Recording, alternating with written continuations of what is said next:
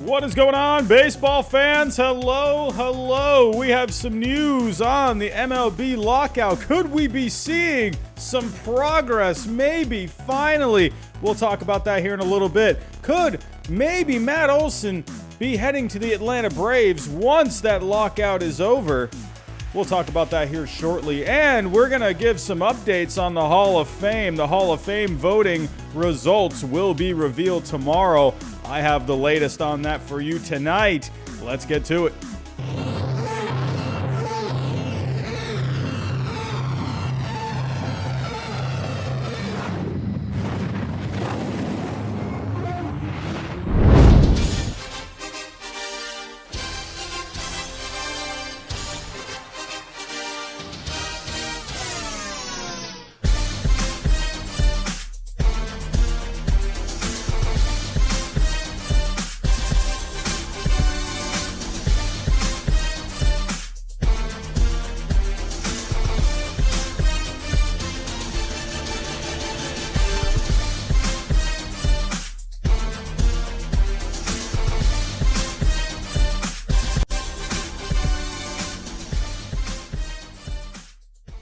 And what is going on, baseball fans? Hello, hello. 45 people in the chat to start things off. What is going on, everyone? Hello. A lot of familiar faces, as always. What is going on? Jamie, hello. Jared, what is going on? Lane, Hayden is here. Hello. SBFM Baseball, what is going on? Boston Productions.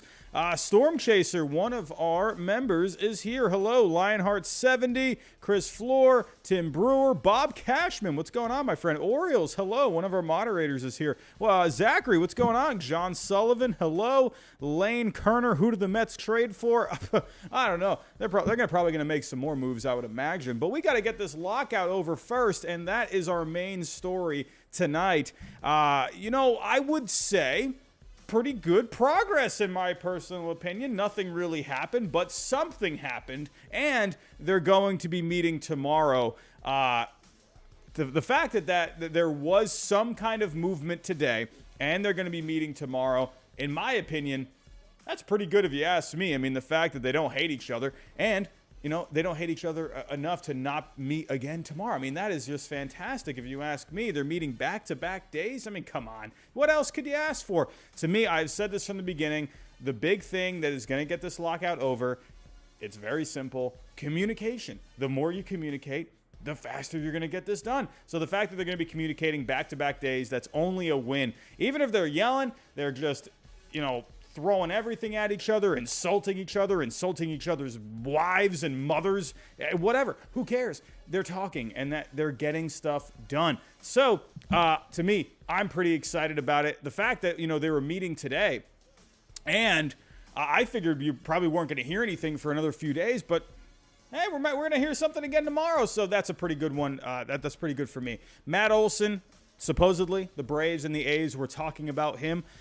Possibly a trade before the lockout happens. So we're going to dive into that a little bit. I'll use baseball trade values to come up with a possible trade of what a trade could look like with Matt Olson to the Atlanta Braves. And we got the Hall of Fame voting results tomorrow. And David Ortiz looks like he could be on track to be a first ballot Hall of Famer. I'm pretty excited. So let's get into it here. Before I do get started, if anyone is new, hit that subscribe button for me. We're trying to get to 20K by opening day. We're actually getting kind of close to 17K. So if there is anyone new, think about subscribing. Everyone, please. It's a slow time with this lockout, but the like button will help. It will help get our streams out there to more baseball fans during this slow time. So please hit that like button if you can. Hit the bell notification so you get notified of all streams and uploads. Most likely we'll be streaming again tomorrow night because we're going to have something to talk about with this lockout. So make sure you hit the bell. And hey, share any of the content on this channel with whomever might be interested, whether that's, hey, a friend, dad, mom, grandma, your dog, I don't care who. Just share anything you can with anyone you want. So, everyone, let's get to it here. So, hey, the big story, the lockout. So, to me, like I said, I think it's good progress that they had today. They will be meeting again tomorrow, but let's kind of go over the little details from today. So taking a look here, let's also get the vibes going. As always, we got to get the little bit of background music going. Here we go. I'm also pretty tired, everyone. So if, hey, if I mess up on, something here, hopefully I don't. You guys know my potato brain, but it was a long day at work today. I'm not going to lie, a long day at work. So hopefully I can keep my potato brain in order tonight. But here we go. Oh my goodness, that is loud. Here we go, sharing the screen. Alrighty, so today it was not really a lot, anything juicy proposed, but the big thing was that the Players Association, they dropped a big request. So the one big thing that the Players Association, one of the big things that they've wanted is to have players get to free agency faster, whether that's at a younger age or with less service time. So you're looking at around 6 years for players when they're in, once they get up to the major leagues, their clock starts as soon as they get to the major leagues, and then you got 6 years until you get to free agency. The Players Association, they have wanted that window to be shorter, so around 5 years supposedly. So, which for them, for their players, they're able to make money faster. So they feel like, 6 years, that's a little too long. But the Players Association dropped that request today. So Jeff Passan, actually, I'm not the biggest fan of ESPN. You all know that. I am not a big fan of ESPN. I think they have completely gone downhill. I think their best days are behind them, but I digress. Jeff Passan, he is, I would say, a bright spot on ESPN personally. So, taking a look at what he had to say, let's do some reading, shall we? Major League Baseball and the MLB Players Association plan to meet again Tuesday after they met for 2 hours today. In the face-to-face meeting, like I said, lasted 2 hours, the union offered a broad proposal in which it dropped its request for age-based free agency and significantly cut the amount of revenue sharing it asked the league to funnel away from small market teams. So that's pretty big in my personal opinion. The fact that, they have kind of let go of the players getting to free agency faster, that to me, that was one of the big things they wanted. And the fact that they dropped that, to me, sometimes if you really want to start making some significant progress, see, I messed up something. My potato brain just kicked in. But if you want to start making some progress, sometimes you're going to have to let go of something. And that, to me, that's a big thing to let go of. I mean, hey, for the players, you got to think, if they could get to free agency a year quicker, they're only winning in that case, So, hey, getting to free agency a little bit younger. So, taking a look here, continuing on. The day before the lockout, Major League Baseball had asked the union to remove 3 items from its desires. So, Major League Baseball, they wanted the players to change the 6-year reserve period before free agency. They wanted to lowering the arbitration eligibility to 2 years and adjusting revenue sharing. So ask the union to remove 3 items. Changing the 6-year reserve period before free agency, lowering arbitration eligibility to 2 years, and adjusting revenue sharing. Okay, so those are kind of the big things that Major League Baseball wanted the Players Association to do. When the MLBPA declined to do so, negotiations ended and the league implemented the lockout. So today, the union rejected 3 Major League Baseball proposals from the first lockout meeting between the sides 11 days ago. Major League Baseball offered a formula-based salary system for players between 2 and 3 years of service time. That's one other big thing that the players want. They want these guys that are younger, that are performing well, they want these guys to get compensated more because, hey, when a lot of these guys, they're not making really all that much money when they're first, in their first couple of years. They're having to go through the arbitration system. So Major League Baseball was saying, all right, well, hey, how about we put together a system where based off of the statistics, we can have, put a formula together based off of their statistics. According to something I was reading a while ago, it was something kind of like what Fangraphs use, how they evaluate players based off of their wins above replacement. So that was what Major League Baseball was wanting to do. Okay, well, sure, we can definitely, put together some kind of a system where if they perform, then they could definitely make more money. Instead of having to go through these, the negotiating. So they also wanted, the union rejected a draft pick reward for success by players who started on opening day rosters. So that's another thing. So the players, they want something to be done about this whole service time manipulation. That is the big thing, where Chris Bryant was kind of like the most famous example, where he felt like the Cubs were keeping him down in the minor leagues longer on purpose so that they could, get another year of service time. And that's kind of goes into also as well the free agency, where the players, they want to get to free agency a year quicker. That not just because of money, but it also ties into, hey, if we want to be able to get to free agency quicker, so you're not manipulating our service time. So they rejected that as well, to where Major League Baseball was offering a draft pick to where for these teams, like, okay, hey, if you put these guys on the Major League roster in the beginning of the year, well, you can get compensated with a draft pick. So the players said no to that. I guess they want something different. And there was also an offer for Major League Baseball, a slight tweak to the draft lottery in which all non-playoff teams would be eligible to receive a top 3 pick. So basically, the worst teams, in Major League Baseball, they get put into a draft lottery. So the players, they rejected that as well. To me, I feel like that would be really good if you can get some kind of a draft lottery, because, you got a lot of the tanking going on.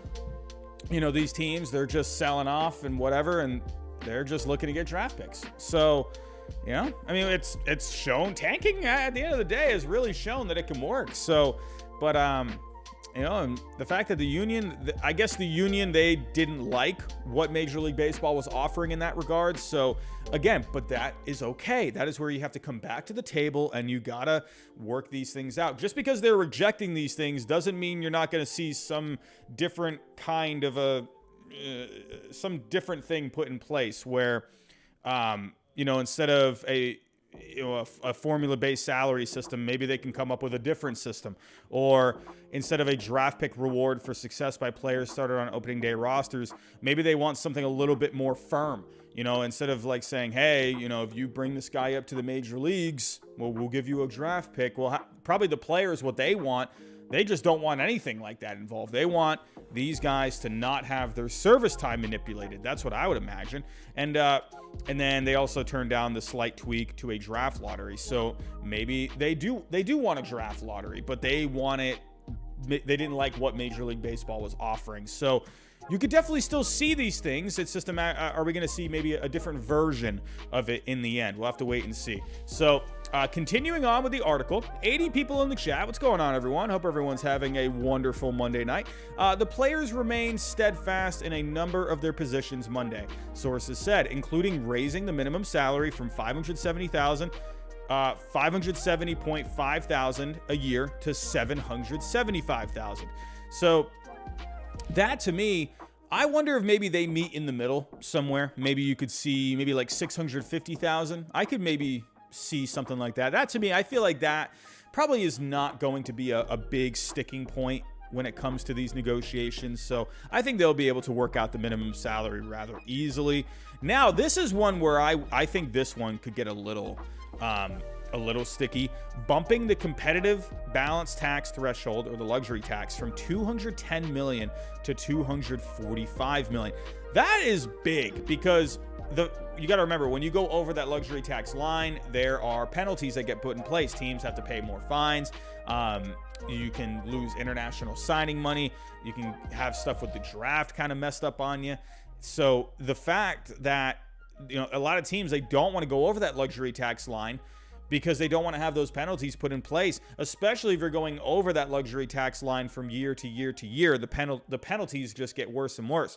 So the players want that luxury tax line brought up to $245 million because, well, at the end of the day, players, they feel like if this luxury tax line is at this point, well, it's only lessening their chances to get signed in free agency, and especially these top guys where teams are even having to give up a draft pick too. So with $245 million, that really gives teams a lot of wiggle room. I don't think Major League Baseball is going to go this high. I could maybe see Major League Baseball at one point within these negotiations, they offered a steadily increasing luxury tax line, I believe, until the end of the CBA. So I could see maybe some form of that where the luxury tax line gets bigger or gets higher as the years go by, or as well, and or maybe they can get this bumped up to, let's say, I don't know, $220 million. I think you gotta have to meet in the middle. That's where I think they're going to end up, but I could definitely see this being a bit of a sticking point, and as well as a draft lottery among non-playoff teams for the first 8 picks. So that's kind of what Major League Baseball was offering with the lottery within the draft. They were offering, what did it say? It said the top 3 picks at one point, or the 3 worst teams. So the players, they want more teams involved. So the players, they want the first 8 picks to be a lottery. So I'm actually okay with that. To me, I mean, you look at the NBA, I believe it's 15 teams that are in the draft lottery. I mean, to me, 3 teams in the draft lottery, I think that's a little too small. I mean, why not do a draft lottery for like the top 10 picks? I'd be okay with that. If it ends up not being 8, maybe they could meet at like the top 5 picks. I could see something like that. To me, I think the more teams that are involved in a lottery, I could see the benefits of that. I could also see the cons too. So maybe you could do 5 teams. Again, meeting in the middle. Major League Baseball, they wanted to do 3 teams for a draft lottery. The players, they want 8 teams. So we'll have to see how that goes. I think maybe 5, maybe 6 would be, a nice happy medium. I also think it comes down to, the value of the lottery or of the draft picks as well. You got to remember in the Major League Baseball draft, there is a value for each draft pick. So that I think could definitely come into play when it comes to this draft lottery. So I think maybe 5, 6, again, meeting in the middle. That's what it's going to take for this stuff to get done. So, continuing on with Jeff Passan's article here, dropping the request for age-based free agency, which would make some players eligible for free agency before the current 6-year standard, helped set the stage for Tuesday's meeting.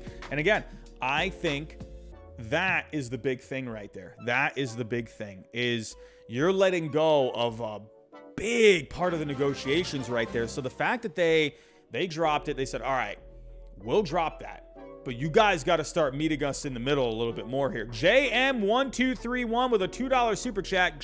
Chapman, Bassett for Lewis, Hancock, and Deloach. I'm going to be honest, JM, I don't think the Mariners should give up Emerson Hancock. I'm not a big fan.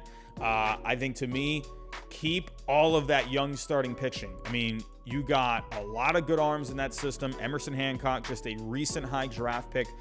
I'm keeping Emerson Hancock, in my personal opinion. For the Seattle Mariners, that is a guy who was at one point projected to maybe go in the top 3 of that draft back in 2020, but he was having some issues with the shoulder at one point. He was getting some dead arm stuff going on towards the end of the season while he was with Georgia. Emerson Hancock, he's an arm, man. He's a really good arm, and he's been doing well in the minor league so far. I would not give him up. Maybe you could do something a little different there. But I think Chris Bassett would be a pretty nice fit. I think Max Chapman could be too. So I think for the Mariners, you got a lot of guys on that roster already. You're getting a little bit of, you're getting close to maybe getting a bit of a log jam in some kind of spots. So I think Chris Bryant would be perfect for the Mariners because he can move around. So that's who I think personally. I think Chris Bassett would be a nice piece for the Seattle Mariners. So, but JM1231, thank you for the $2 super chat. Moving on with the article here.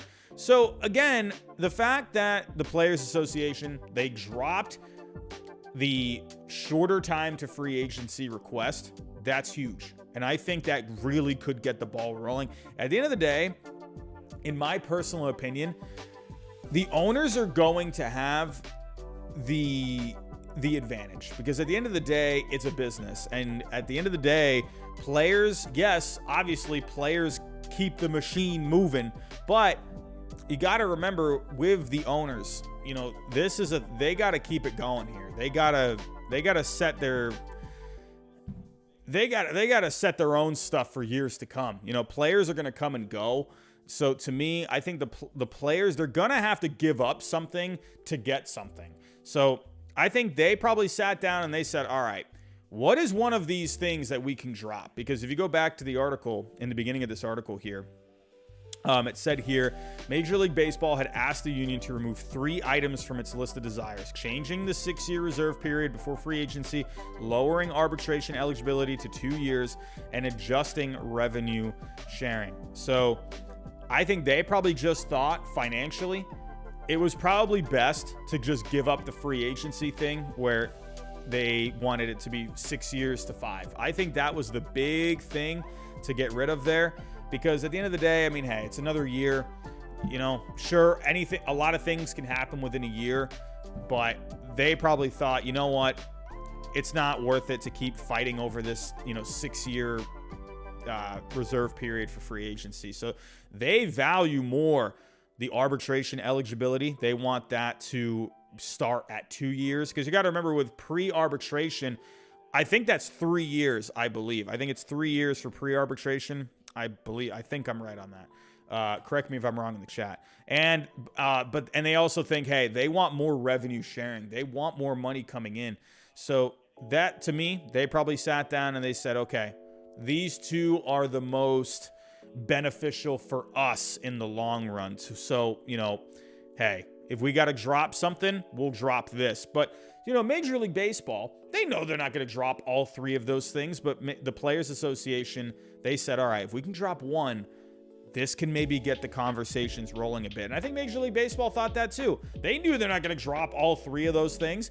But if they drop one, okay, now we got something. Major League Baseball, could they give up something? Could they lower their guard down on something for the players? I think at the end of the day, you're going to, the big thing with the negotiations, you're going to have to give up something to get something. That's how negotiations work. Negotiations at the end of the day, they're not as, heated, and, they're not as, I know a lot of these, these media writers out there, they like to make it sound dramatic, and they like to make it sound like, it's like this fight going on in like this war zone of a room. But really, it's just a lot of conversation. It's a lot of back and forth. Yeah, sure. Definitely maybe some tempers can get, a little heated, but it's nothing like dramatic. I'm a teacher, so I have definitely had my experience of, watching labor negotiations going on with the teachers union and the county that I work for. Yeah, they like to throw stuff out there to, try and get more people on their side. All the time I get emails like from the county saying, oh, well, we offered this for the teachers union. Unfortunately, they didn't accept it, blah, blah, blah, blah, blah. It's very disappointing that they wouldn't consider this offer. And all the time I get stuff from the teachers union too. Oh, well, they said this in that last email that they said, but actually this is what happened. And to me, they're not looking out for the rights of the teachers, and yada, yada, yada. So it's all this, it's all this back and forth. But when you actually go watch the negotiations, because they'll actually put like a live stream where I can watch it, where they'll just, talk back and forth. It's really not as dramatic as you might think. It's just really, you're presenting things, you're discussing things. At the end of the day, you're better served to have just thoughtful conversation. There's no point yelling at each other. There's none of that. So when these media people like to tell you that, like Evan Drellich of The Athletic today saying, oh, it got heated. Well, that's kind of negotiations, man. Like, that's just how it works. So, take that with a grain of salt. These media writers out there, they like to throw stuff out there to get your, your heartstrings tingling. Just, don't think so much into it. They just like to put those, juicy tweets out there so that they'll click on your articles and you'll sign up for a subscription. It's simple as that. So, Evan Drellich of The Athletic, please calm down. It really wasn't all that heated. I mean, I don't know. Who knows? Maybe there was a, bit of yelling. Who knows? Maybe, possibly. It's very possible, but I don't think so. I've seen a lot of the negotiations happen. I don't know. I don't see it. So, anyway, but that's basically my thoughts as of right now. I think it's good. the players, they drop something. They needed to, if they want to get the ball rolling, they're going to have to drop something if they want to get something. And I think Major League Baseball, I think that's the next step. They're going to have to drop something to get something. What will they give up? What will Major League Baseball lower their guard down on? We're going to have to wait and see. And hopefully we'll find that out tomorrow. So that's all I have for right now on the lockout. Let's move into, unfortunately with this lockout, we're not getting a lot going on when it comes to, any transactions. Well, we can't have anything transaction-wise with Major League Baseball. You can have minor league signings. You can have all the international stuff, but no trades, no free agency, none of that. But before the lockout, it looked like maybe the Braves and the A's were talking about Matt Olson. As of right now, Freddie Freeman, he's still out there. He's still a free agent, and people are thinking, how in the heck have the Braves not brought back Freddie Freeman? And I think there's definitely some reasons why the Braves, they've never really been known to give out big contracts in the past. They've definitely given out some here and there, but nothing absolutely crazy. But with Freddie Freeman, he's obviously an Atlanta Braves legend. In my opinion, I feel like he should be a Brave for life. But at the end of the day, you got to remember, it's a business. So if they end up moving on, Andrew Lee has been a member for 4 months. Andrew Lee, thank you so much, my friend. But for the Atlanta Braves, it is a business at the end of the day. And if they feel like Freddie Freeman, they have a certain value on him. They have a certain value, and if he is asking for too much more than what they think he is worth, he's probably going to move on. So to me, the Braves, I think it's smart, honestly, that you're looking at other options. Someone like a Matt Olson, someone who's not a free agent for a couple of years. He is going to be cheaper for the next couple of years. So taking a look here, the Athletic's Ken Rosenthal writes this morning that there's obvious incentive for either Freeman or the Braves to act quickly one way or another once the lockout finally ends. So could the Braves, you got to remember with Marcell Ozuna, remember that took a little while for the Braves to bring him back last year. So we'll have to take a look at when that lockout eventually ends. Athletics 510 has become a member. Athletics 510, thank you so much, my friend. Baseball Sports Talk with a $1.99 super chat. Chapman to Laureano for baseball. That looks like a trade that was submitted to Jim Bowden of The Athletic. That looks very close. We're going to take a look at that. I'll pull that up here in a second for you, Baseball Sports Talk, and I'll pull up the other one, JM1231. You had a trade earlier as well. I'll put that into baseball trade values here in a second. But I'm going to tell you right now, Baseball Sports Talk, that is not going to be enough. Laureano has a higher value than you would think. So he's got you got to remember, center fielders, they have more value naturally just because of the position. And the fact that Laureano is a pretty good center fielder. And he can do not just stuff with the bat, but he can do stuff with his legs. He's kind of an all-around player. Sure, he got the suspension last year. But Laureano has shown, and he's cheap and affordable. That's another thing, too. That's why his value is so high. Laureano, he's going to cost you a little bit. I'll put that into the system here in a second. So, Baseball Sports Talk, thank you. But talking about Matt Olson here, again, once this lockout's over, we're going, I think, it's not even just going to be the Braves. It's going to be all of Major League Baseball. It's going to be insane. I can't wait for this lockout to end, because remember how crazy it was before the lockout? It's going to be the same thing, and I am excited for it. I can't wait. But I definitely could see the Braves, they're going to pull the trigger on something, whether it's Freddie Freeman or bringing in someone like Matt Olson. So taking a look here, it says here, most notably, Rosenthal reports that the Braves indeed spoke to the A's about a potential Matt Olson deal prior to the lockout, adding that the talks should not be written off as simple due diligence. I definitely think the Braves made a phone call. And I don't think it was kicking the tires. They probably thought, all right, what are you guys asking for? What are you thinking for Matt Olson here? So let's move on to baseball trade values. Let's put in a trade, shall we? Let's put Matt Olson on the A's, or from the A's to the Braves. Here we go. So Matt Olson, he is going to cost you a little something. Taking a look here, he has a $45.3 million value. And let me actually pull up here the Fangraphs top prospects for each organization. So let's pull up Atlanta's. I tend to favor Fangraphs in terms of their rankings as well as Baseball America. But taking a look at their top 10 prospects, you got Christian Pache, Shea Langeliers, Drew Waters, Michael Harris III, Kyle Muller, Jared Schuster, Ryan Cusick, Braden Shoemake, and Tucker Davidson. We just saw him in the World Series, and Spencer Schwellenbach. So taking a look here, what could it take for the Braves to get Matt Olson? So I would imagine you're going to have to play. The tendency lately in the trade market over the last couple of years is that organizations, they want to hang on to their top prospects, their top 3 prospects, that you tend not to see those guys go away. Now, you tend to see a lot of guys maybe in the 5 to 10 range, 10 to 15 range. Those guys you definitely see organizations part with. But look, like the San Diego Padres, for example, they hung on to their top 3 prospects. So, and they got rid of all the other ones, down below them. The Padres, all that depth that they had in that farm system, it's basically gone. But you got the other guys up there too. Let me actually pull that up. Let me actually pull up what they have. You got Luis Campusano, CJ Abrams, the top prospect, and Robert Hassel III. And then you also still have Mackenzie Gore. So that's a prime example of what I'm talking about.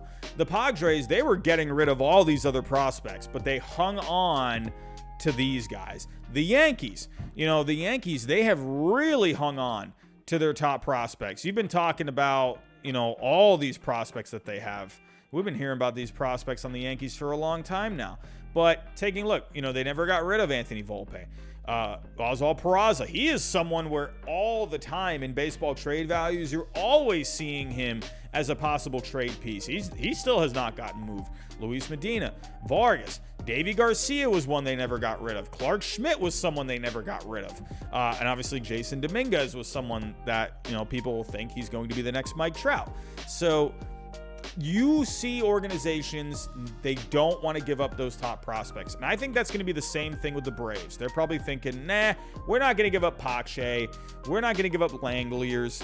Let me actually pull up the Braves again. They're probably not going to, maybe Drew Waters, possibly, because you haven't seen him emerge yet. You kind of thought maybe last year was when we were going to see Drew Waters, and he never really, surfaced. Maybe I could see maybe a Michael Harris, maybe someone like I don't know, Tucker Davidson. They just brought him up last year, ended up helping out in the World Series. Didn't really do too much, but I could definitely see the Braves, in this range. Maybe like after Drew Waters, maybe you could part with a Michael Harris, maybe like number 4, something like that. I could see that. So let's actually put a trade around him. And that would actually close the gap a lot. $26.9 million value. So if we take a look here, maybe you got to give, whoops, that's not the right one. We'll get to that here in a second, but maybe you could part with, you just have maybe, I don't know, Braden Shoemake, maybe, I don't know. You got Dansby Swanson and Shoemake. He's a AA right now. I don't know. They could definitely use some infielders, so why not? Let's put him in. Actually, he's only a 4.9. So you're still looking at around 14 million. So I would actually think maybe, like, taking a look here at Strider. Spencer Strider is the number 11. So taking a look, he has a 9.7 value. And right here, one more prospect gets it done. Harris, Shoemake, Strider, and one more guy, and I think gets it done. So, I see you, Lord Ravens. Yes, the A's definitely want quantity, absolutely, but they're not going to be stupid, and they're not going to just take, usually you don't see like a 5 for 1 a lot. You definitely don't see like 6 or 7 for 1. If you're going to do a 4 for 1, you're going to have to include someone that, unless the A's just flat out just are okay with losing a trade, I don't see it, because I think there's too many teams that would like to have Matt Olson, and I think the competition for a Matt Olson is going to be too high. So I think in the end, the A's, they will get someone pretty decent. Again, I don't think you're going to get the top 3. I don't think Pache Langeliers or Drew Waters is going to happen. I could see Michael Harris. He's far away. He's still a high risk at this point. So you're not looking at him until 2024. I could definitely see something like that. Do the A's end up moving? I don't know. Major League Baseball probably wants them to stay. William Volgum, Braves fan in the chat. Contreras, Pache, Noah for Olson. Braves never trade Harris. Let's plug that in. Let's actually take a look. I mean, I don't know if you get rid of Noah, man. I don't know about that. Pache, I don't know about that. I mean, that guy has a ton of potential. And then Contreras as well. Let's put these guys in. Taking a look here.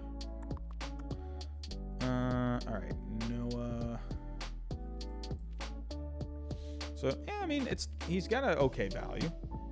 I just don't know. Let me actually pull up here. Braves. Depth chart.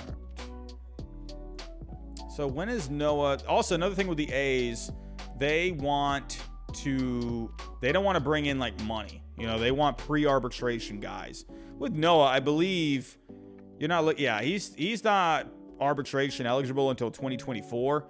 So you're still looking at 2 years of pre-arbitration with him. So I think that's doable. You could definitely do a Huascar Noah. Sure, he's only not even 24 years old yet. That's a possible piece. He's shown he can pitch in the major leagues, but that would be a big piece for the Braves to give up. I don't know. I think with the Braves, he was good. He was good last year. So, but hey, if you want to get something good, you got to give up something good, right? But let's stick to this right now. Or actually, let me finish off here. You said Pache. Where did it go? Here we go. Pache. 7.5. And then Contreras. Yeah, I don't think that's just not going to be enough for a Matt Olson. You're still looking at, I mean, you could probably fill it in with a couple more guys. Let me put in Olson here just to show you the side-by-side. So you're looking at 45.3 million to 32.4. You could definitely, a couple of more guys. But man, you're looking at a lot of players at that point, and you just tend to not see that very often. A lot of guys for one. I mean, but with the A's, they do like to get a lot. They do like to get a lot of players back. So it's not out of the question. I think if you put a couple of more guys in here, I think you could get something done. So we'll have to wait and see. But let's say if you wanted to put Harris, again, he's the number 4. That is going to be tough for the Braves to part with. Maybe instead of a Harris, maybe you could do one of these pitchers like Muller or Schuster. But again, they're not going to have that value. I mean, Muller is a 13.2. Let me take out Harris.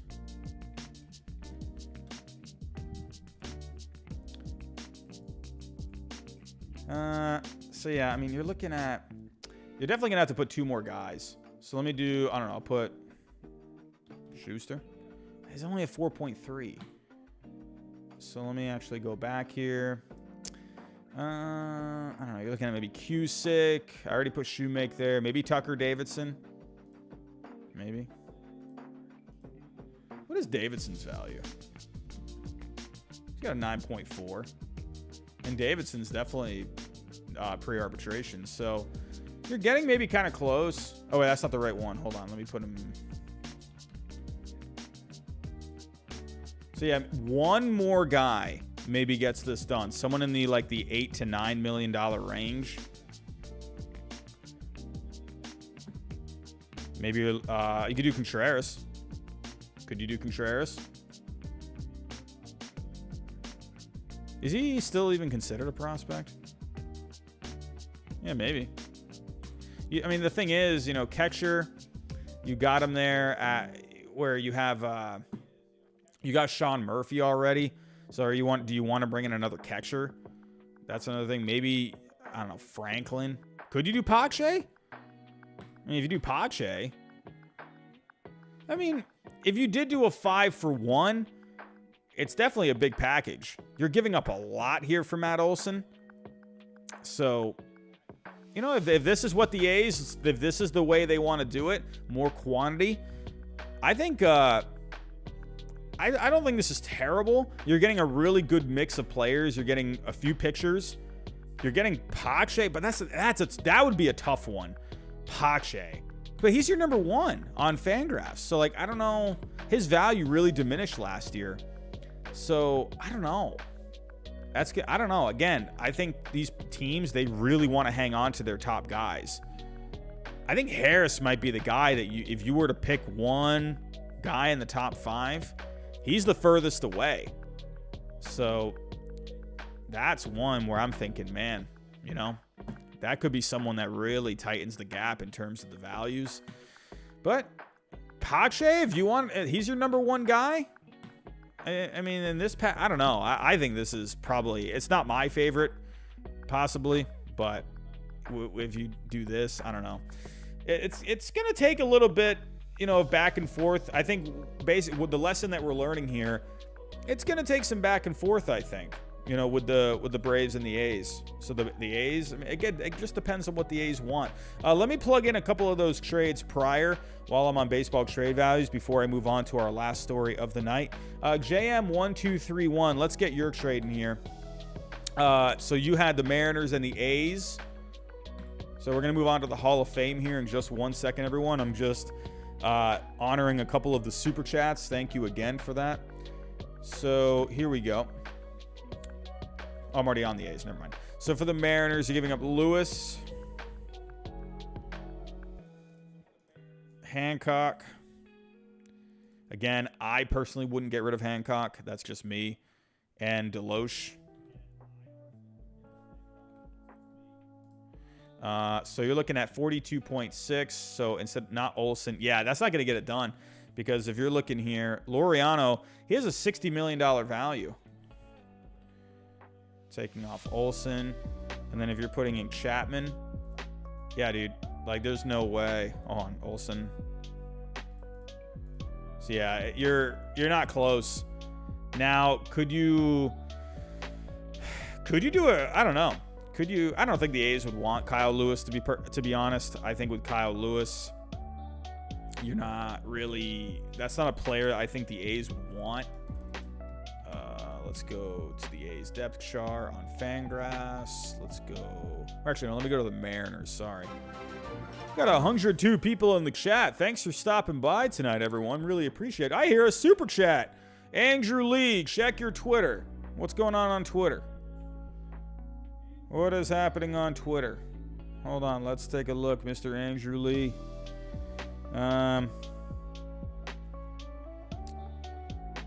Andrew Lee, what am I looking at? What's happening?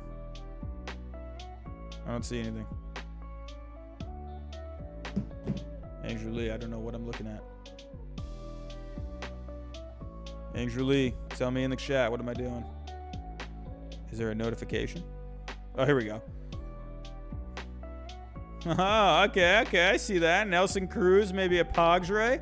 All right, I see it. A nice little fan edit right there. Let me pull that up really quick. Could we maybe see Nelson Cruz on the Padres one day? We'll have to see. If they get the universal DH, I mean, that would be a really nice bat. They could definitely use a bit more of a power bat in that lineup. I think that would be huge if you could do that. So, hey, Nelson Cruz, there were rumors that maybe they were interested in him. I think you're going to see a universal DH. That's definitely something. So, thank you, Andrew Lee. Appreciate that. But taking a look here, Laureano, like I said, high value. He's got contract control. He's cheap. He's a center fielder, which is a premium position. He can kind of do it all. He can play some offense. He plays good defense. He can steal you some bases. He's a pretty good all-around player. Yes, he had the suspension, but Laureano, I think he is still going to be a solid player. So I think Chapman, he's going to cost you around $25 million. So for this trade, that I don't think is going to work. But I don't think the Mariners would want to give up Hancock anyway. And they wouldn't want a player like Lewis, I believe. Taking a look. With Kyle Lewis, let me go to the payroll. Kyle Lewis, he has one more year until arbitration. I just don't see the A's really wanting someone like him because they don't want to be paying really money right now, you know, especially with all this stadium stuff going on. So they're trying to cut all the payroll they can. So would be a nice player to get back in return, but I just don't see this package personally. Taking a look here. And what was the other one we had? We also had Chapman and Laureano to the Phillies. So let me actually plug this in here. So let's go Phillies. I swear this looks like an exact trade I saw on Jim. If you haven't seen my videos on reviewing Jim Bowden's thoughts on trades that were submitted to him, please go take a watch if you haven't seen those already. But here we go, Phillies and A's. So you said Chapman and Laureano to the Phillies, which I think both of those guys would fill a need. Those would be two good players for the Phillies. But then again, I still think Alex Bohm is your guy. I still think he's your guy. But here we go. Let's put all these guys in. Bohm. I mean, Bohm would be a guy that you part with, but I don't know. I don't see it. I just don't see them giving up Bohm. I just don't see it. Painter. You know, I like Painter, man. I thought he was a pretty underrated player in that draft. Veerling, I'm telling you. Look out for Veerling, man. He's going to be underrated next year. He was pretty good last year. And then Kraus. Again, yeah, this is just not going to get it done. Maybe you could do, if you were to just go get Chapman.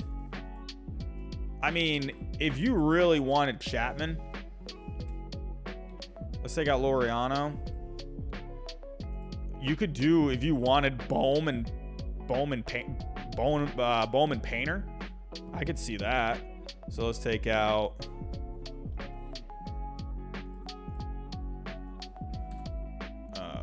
and Kraus. So, I mean, maybe that gets it done. But I don't know. I wouldn't want to do this personally. I don't know. I'd rather just have Alex Bohm, to be honest. I don't know, man. I don't think Chapman's really all that worth it. I think for the Phillies, hang on to these young guys. You know, you've been trying to improve that farm, and you still need to improve that farm. Hang on to those guys, I think, personally. So, alrighty. Let's move on here. Let's move on. We're done talking trades with the A's and the Braves. I definitely think keep your eye out for a Matt Olson trade to the Braves. I definitely think that could happen. I think it's really 50-50 at this point with Freddie Freeman. That's just what my gut is saying. I don't know. I don't know what's going to happen with Freddie Freeman. I think he definitely could go back to the Braves.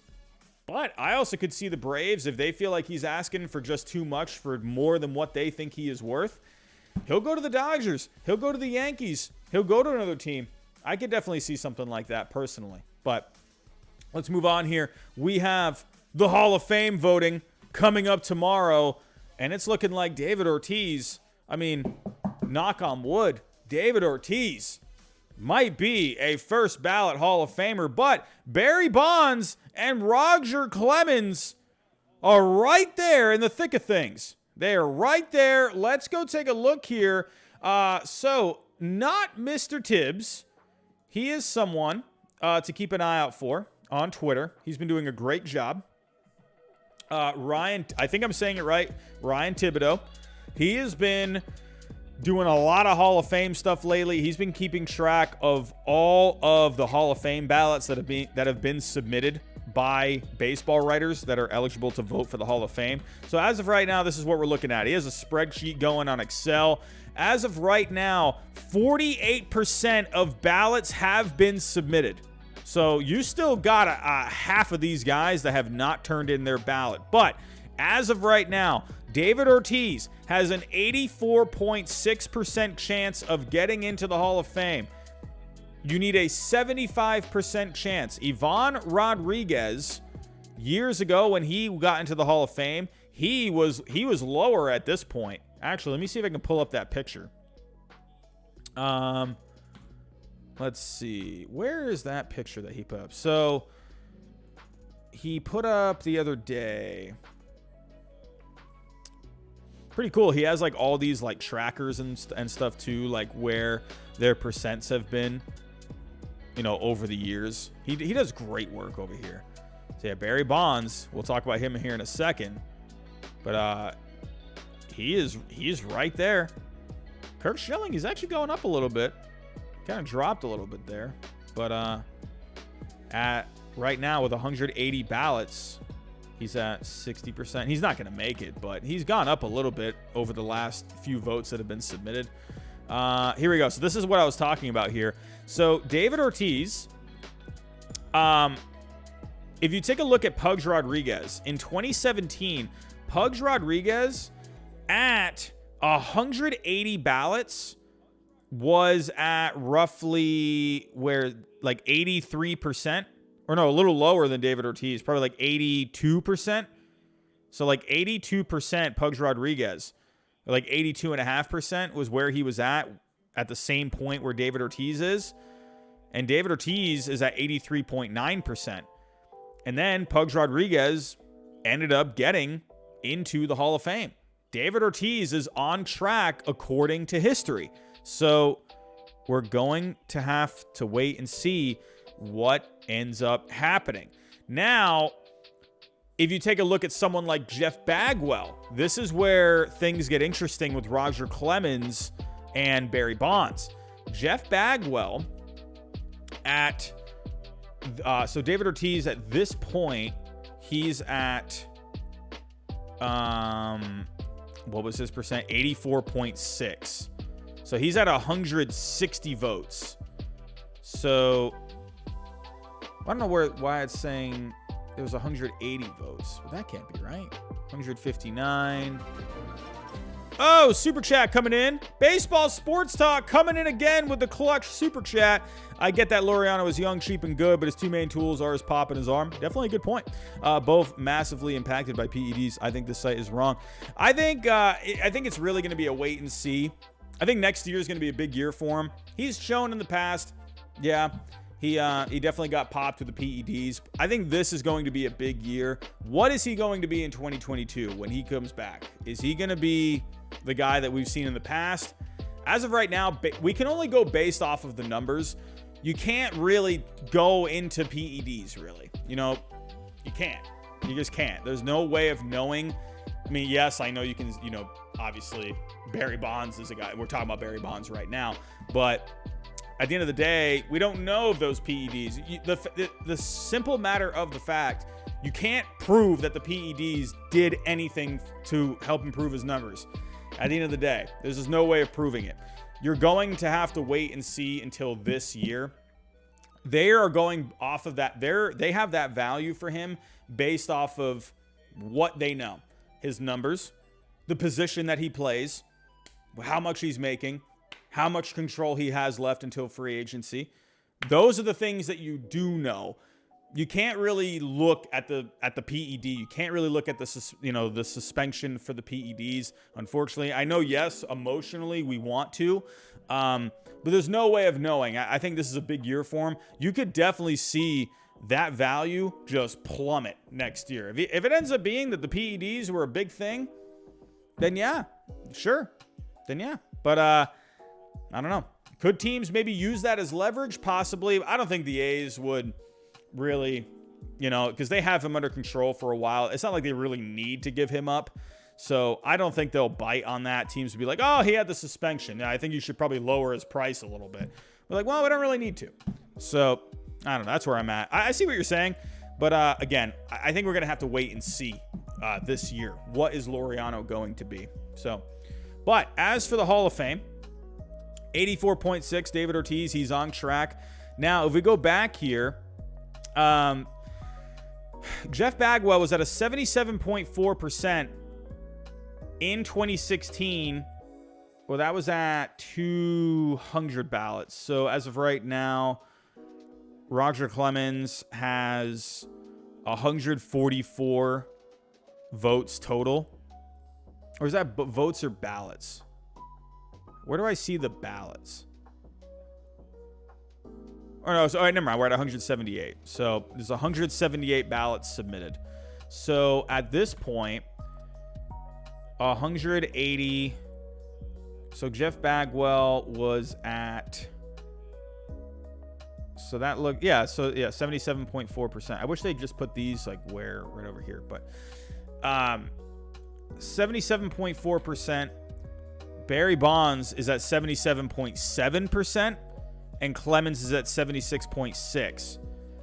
Very similar to what Jeff Bagwell had in 2016, and Bagwell ended up not making it into the Hall of Fame that year. So it's going to be really close. I think based off of the history, we still have more than half the ballots that need to be submitted. I don't know.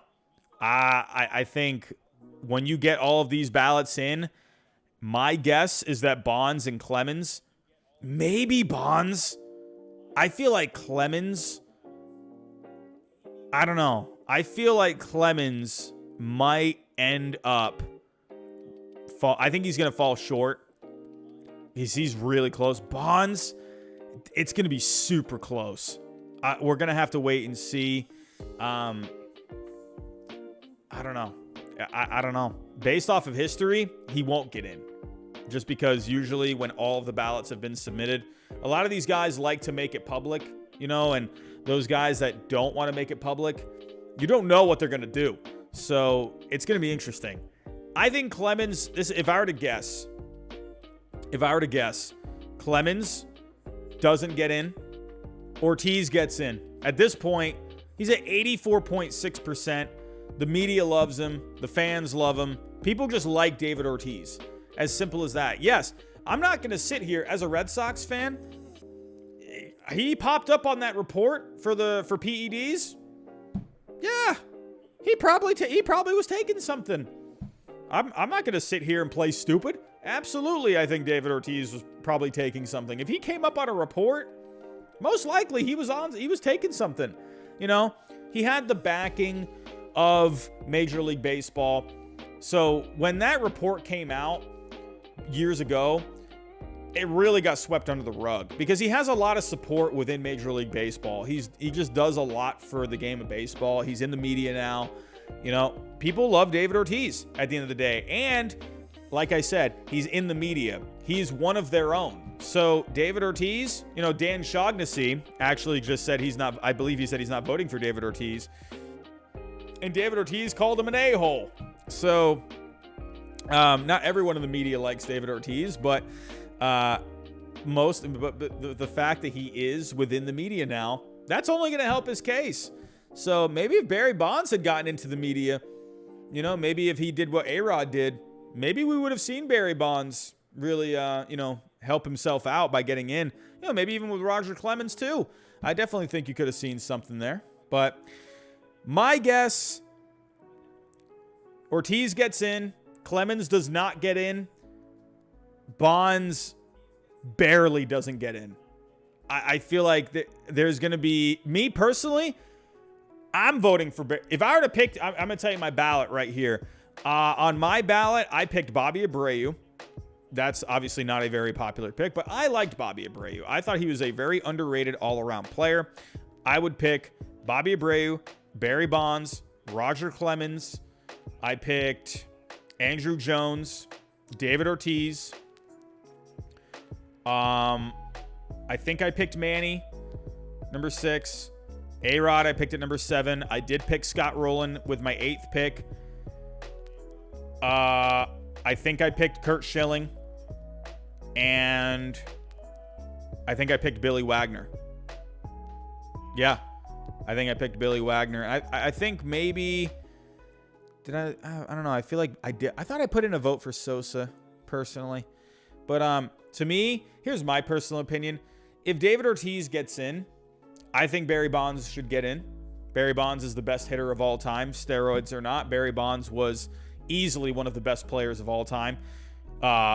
Roger Clemens, one of the best pitchers of all time. If David Ortiz is getting in, Barry Bonds and Roger Clemens should be getting in. I'm sorry. It's a little hypocritical.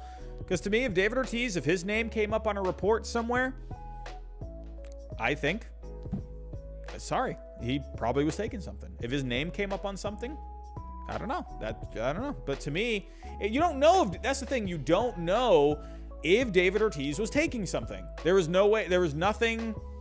There was no way of proving it. He just came up on a report. But the same thing with Barry Bonds. There was no way of proving that he knowingly was taking something to improve his performance. He said he was using the clear, and he didn't realize it was a PED. Roger Clemens, he was like, no, I've never taken anything. So if David Ortiz is going to be doing the same thing, but his name came up on a report, Barry Bonds and Roger Clemens, they should be getting in. I'm sorry, at the end of the day, that's what it is, and it shouldn't come down to who you like and who you don't like. That's why I don't like the media voting. I don't think the media should be voting. I don't think these writers should be voting when some of them never even played baseball. You know, some of them have been just sitting and just, watching.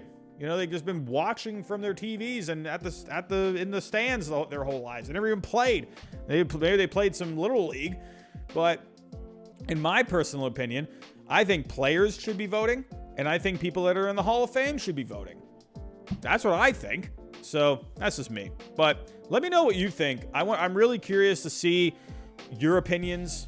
Again, what I think, if you think differently, that's okay. And I respect anyone that, if you have a different opinion, I value everyone's opinion. So, NASA Night Racing, I agree. I think Curt Schilling should be in, I think Curt Schilling, I don't know. I have a different opinion of Curt Schilling than most people out there in the media. That's just me. So, but I digress. But everyone, that is all I have for tonight. We talked some lockout tonight. We talked some Braves, Matt Olson talk. Hey, could Matt Olson be an Atlanta Brave at some point?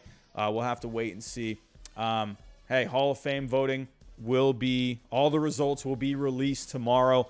I will be live tomorrow night. We will talk about what ends up happening. So please come out tomorrow night. And we're going to have some lockout news to talk about tomorrow as well. So please be here tomorrow night. I can't wait to talk whatever there is to talk about tomorrow. So everyone, have yourself a good night. Have yourself a good rest tonight. Have yourself a good day tomorrow. And I will see you tomorrow night.